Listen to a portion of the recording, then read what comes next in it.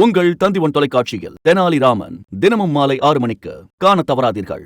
கள்ளக்குறிச்சி மாவட்டம் மூங்கில் துறைப்பட்டு பகுதியில் வெள்ளத்தில் வீடுகள் மூழ்கியதால் மக்கள் பரிதவிக்கின்றனர். வீடுகளை வெள்ளம் சூழ்ந்துள்ள காட்சிகளை தற்போது பார்க்கலாம்.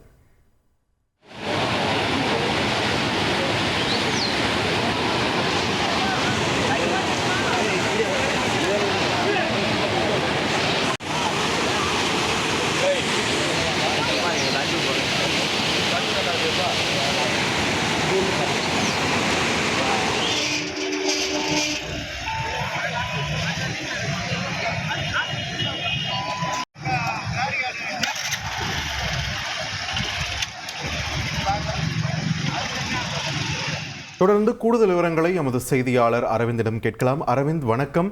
வீடுகளுடைய பாதிப்பு நிலவரத்தை திரையில பார்த்து கொண்டிருக்கிறோம். அங்கு வாழ்ந்த மக்கள் அவங்களெல்லாம் பத்திரமா மீட்கப்பட்டார்களா? அவங்க தற்போது எங்கு தங்க வைக்கப்பட்டிருக்கிறார்கள்? அங்குள்ள சூழல் என்ன? அரவிந்த், விரிவா பதிவு பண்ணுங்க.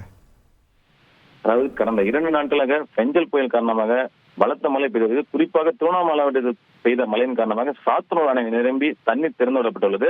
அதன் தொடர்ச்சியாக தென்பெண்ணை ஆற்றில் வெள்ளப்பெருக்கு ஏற்பட்டுள்ளது. இதில் குறிப்பாக பார்த்தீங்கன்னா கள்ளக்குறிச்சி மாவட்டம் மூங்கில் துறைப்பட்ட தென்பெண்ணை ஆற்றில் ஏற்பட்ட வெள்ளப்பெருக்கால் அண்ணா நகர் பகுதியில் உள்ள வீடுகளில் மூழ்கடித்து உள்ள காட்சி தான் தற்போது நம்ம பார்த்து வருகிறோம்.